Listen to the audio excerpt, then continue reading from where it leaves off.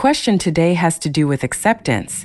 There are a number of people in the group today facing the possibility of a change in their life, of moving to a new location in the country or a new location in working or a new situation at home, and we would like some information about how we can accept what the universe or the Creator gives us even though it might not look like what we wanted or what we had in mind.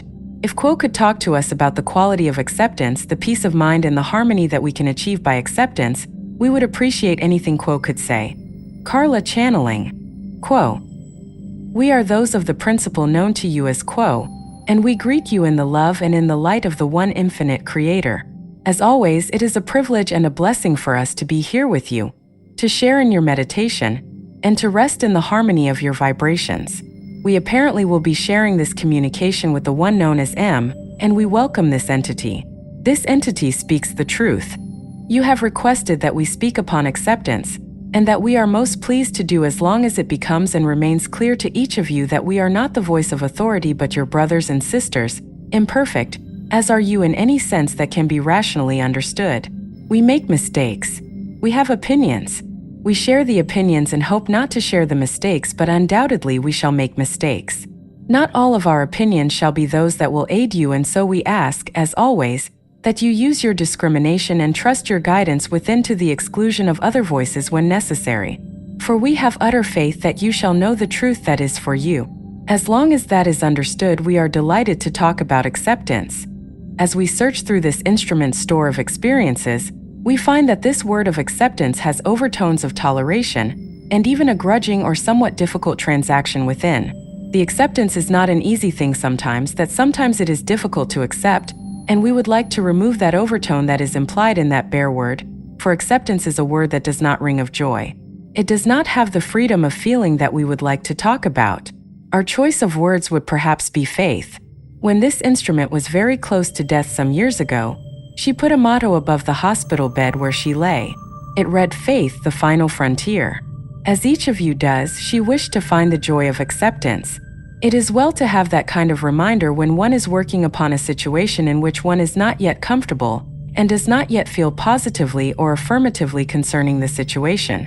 The one known as Jim has talked this weekend somewhat about becoming the fool, and we are the first to confirm that in any rational sense that faith is a foolish thing, that archetypical image of the fool walking off the cliff into dead air. This instrument immediately thinks of the coyote in the Roadrunner cartoon, who is running at top speed to the edge of the cliff and beyond and continues running in the air until he realizes that there is no more cliff. That realization plummets him to the depths. The teacher known to you as Jesus called to the one known as Peter, who was in a boat. Jesus was walking across the waves towards him. At Jesus' call, Peter left the boat and was walking on the water also, until he realized that he was on water. And as his faith fell prey to rational observation, he sank like a stone. So each of you is vulnerable when being full of faith to accusations of foolishness, of not getting it, of not being aware of the true situation, and like any fool there is almost no answer that will satisfy one who critiques the actions of faith. Long pause. We allowed this instrument to remain without any information for some few seconds in order that we might demonstrate immediately, and within the context of the moment, the type of energy that is involved in the faithful. This instrument did not attempt to fill the silence that it perceived from us with its own opinion or any words that might put off the need for the next meaningful thought. The instrument was content to be silent if we were silent. It is a lesson that took this particular instrument some years to learn. And, indeed, each of you has spent lifetimes already working on this precise discipline of the personality and of the mind. When each of you is not within the veil of forgetting, each of you is full of faith and power and purity. Each of you has been eons in development. Each of you brings to this moment a tremendous array of gifts, and each has created for itself each and every opportunity that you and your higher self, as forces of soul or spirit, felt that you would wish to have. As the character this instrument calls Clouseau one would say, every move you make is carefully planned. We say this as we watch you falling over the furniture of your life, tumbling through doorways, bumping up against walls you didn't see, and walking through the walls that others see. And yet within the confines of the incarnational self, how difficult, indeed how impossible it is to remain aware of who you are. It is difficult to gather the self together to meet such a challenge as prompted this question. For that which you deal with upon the surface is extremely seamless. It is an excellent illusion. It is a thoroughgoing and rich illusion, a tapestry of detail that is incredibly intricate and absorbent. And yet all of this is as the thinnest shell, and has as much life in comparison to the self that you are within that shell of personality as does the shell of an egg compared to that life within, that the shell protects, that the forces within the shell feed. Many of you have spoken this weekend concerning the desire to move out of that shell, to become a citizen of eternity and not a person with a body and a lifetime, a beginning and an ending. And yet this is your time within the shell. This world of shadow is your time of being unborn and developing that being which shall hatch upon the entrance to larger life which you call death. Within this shell is marshaled infinite power, wisdom and love. Within this shell lies the food that you shall need, those drinks of water that are guidance, inspiration and hope. And so we ask you to abide within that state of being in the learning situation of the unhatched egg. Unlike the little shell of the egg, your shell is large. You may move about. You may express yourself within the illusion in many, many ways. However, you are constantly and infinitely protected. That physical vehicle that sustains life within this density, within this illusion, shall fail. Just as it had a beginning, so shall it have an end. So each moment that you have within the time and space of this illusion is precious, for it can be given only the one time. There is no recapturing a second of experience, opportunity, challenge. And of course we urge you therefore to be alert, to be vigilant, to pay attention, for the winds of your thoughts are rich with useful concept. There is constantly coming to you from many sources guidance by sign, by metaphor, by physical experience. And as you use your intuition to notice coincidence and synchronicity and pattern, you may begin to find your environment more and more full of information, and this is helpful to one who is attempting to live a life in faith. For one who is looking for a job, looking for a way to make money, there is that feeling of panic. Yes, I have faith that the Creator loves me. I have faith that I am something more than my body and my mind, but I need a job. We encourage each who has concerns to voice them not to the self, but to the Creator. This instrument often argues with the Creator. The Creator doesn't mind. We would encourage each of you to have conversations with Deity however you may envision that, at any length, at any time, with any emotional import whatsoever. With this conversation is more than any emotional colloquy. When talking with the Creator, you are opening lines of energy within the deep mind that marshal and enable forces that are helpful to you. Let your faith be in something you can talk to. Let the Deity have whatever face it has for you. Let the Creator be real to you. For truly, as you move from this veil of forgetting, much will be restored to your knowledge, and you will marvel that you could ever doubt the eminence and reality of infinite intelligence, that great logos that is love. We do not know how to make real to you the Creator. We can suggest conversation, we can encourage silent listening, but in general we can simply say that any way that you can engage yourself and converse with intelligent infinity will be helpful to you. Indeed, you are speaking with yourself. However, it is helpful to speak to the greater self and not simply to run the small circle of thought that goes nowhere. When the issue is acceptance or faith, the last thing that you need is rational thought. Here is a situation in which the intellect and its logic will not be useful in most cases. Now let us look at that for a moment. The logical mind that you have working for you is extremely helpful in making choices. That is the nature of intellect. It discriminates, it compares, it sees options and chooses one. Much of the incarnational routine, shall we say, of daily life needs this kind of attention, organization, good choices made that will move you through the day and through the week and so forth. There are entities that spend their entire incarnation without need for the recourse of faith. These people have the bliss of ignorance in having not yet come to the crossroads when logic fails. And one must move into the realm of unknown and mysterious things. For those who have come to be awake within the sleeping world, for those who have chosen to dive a bit deeper into quality of life, times when faith alone will serve come ever more rapidly and frequently. And indeed for many there are times when intuition and faith alone will steer the ship that can read no direction from the stars, yet how to inspire within you that quality of attitude that we call faith. Certainly one suggestion we may give you, and we do that again and again, is to learn to appreciate the still small voice that speaks in silence. The Zen Buddhists have a saying that this instrument is fond of, which is, "I held stones in my mouth for 20 years until I learned to be silent." Where does that urge to fill up the silence come from? There is that fear of silence, that reluctance to move into the unknown, the ineffable, the trackless, and yet this is the very stuff, the very material that you so value as a soul, as a spirit looking for the opportunity to work upon the consciousness, the polarity of that infinite and eternal self. Indeed, you wish to come here to be of service, but you also wish to learn. You wish to place yourself at risk. You make yourself vulnerable in order that you would have this opportunity to work on faith.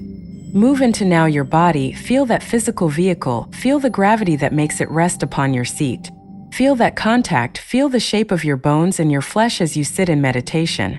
Pull back the view and see yourself sitting with your feet pointing towards the center of the earth and your head pointing outward from the side of the planet as it revolves in infinite space at the edge of the small galaxy, nowhere near the center of the universe. How tiny, how infinitesimal each of us is, and yet each contains the creation. It is this sense of the infinite riches within that we would like to share with you as we encourage you to cooperate with your destiny, to recognize that it is well to move from the safety of intellectual and rational thought to the illogical and foolish ways of faith, and knowing that all is well, and all shall be well.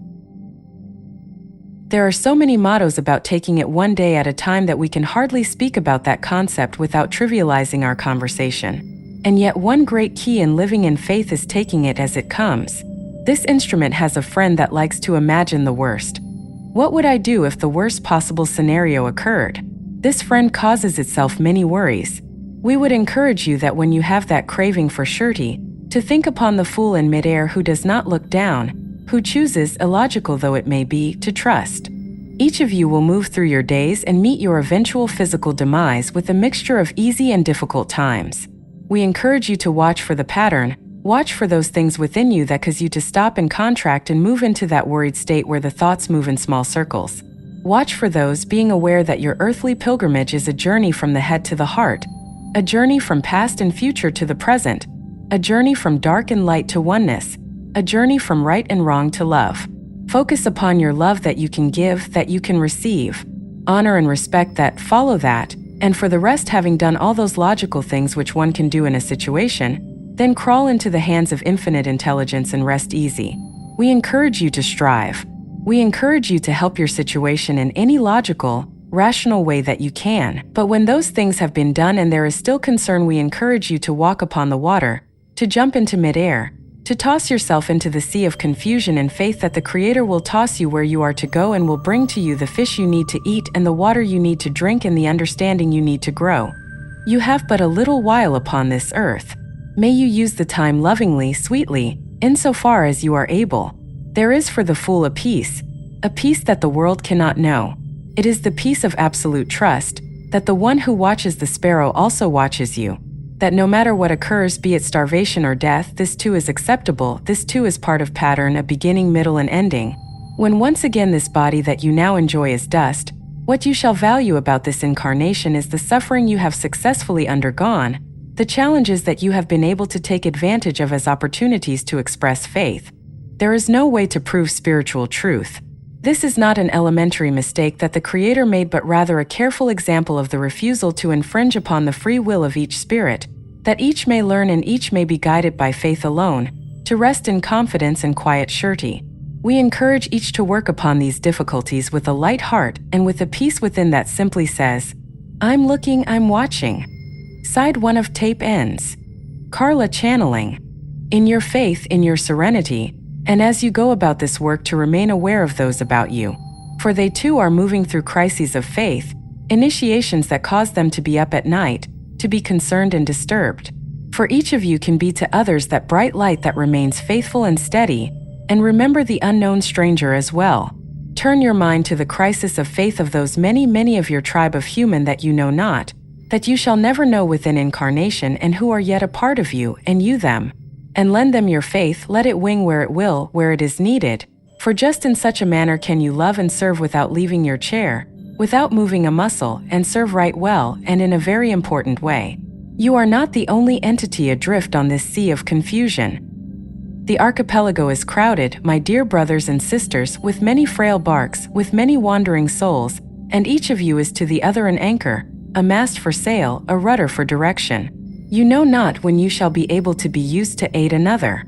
This instrument is informing us that we have talked long enough on this subject, and with our customary humility we shall, therefore, fold our tents on this subject and steal away in order that you may ask other questions that you may have at this time. We would at this time transfer this contact to the one known as Jim, thanking and leaving this instrument in love and light. We are Quo. Jim channeling. I am Quo and am with this instrument, and we greet you again in love and in light. At this time it is our privilege to offer ourselves in the attempt to speak to any further queries which those present may have for us. Is there another query at this time? Questioner. As entities, did we always exist, as we shall continue to forever exist? Quo. I am Quo and am aware of your query, my brother.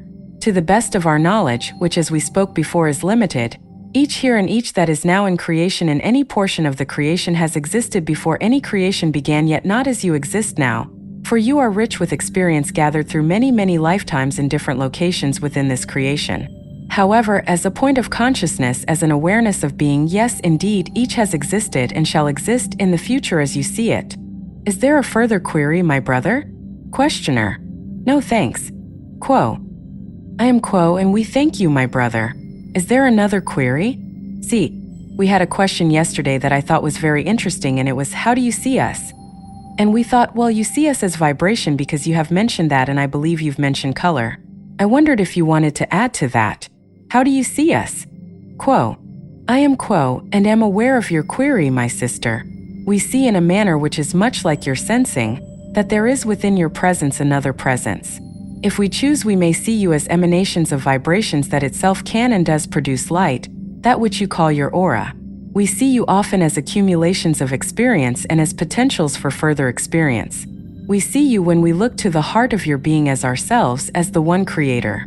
We see you in many, many ways, for there are many ways to perceive the creation about one and within one, and when one has perceived clearly enough, there is nothing but the creator. Is there a further query, my sister? See. No, thank you.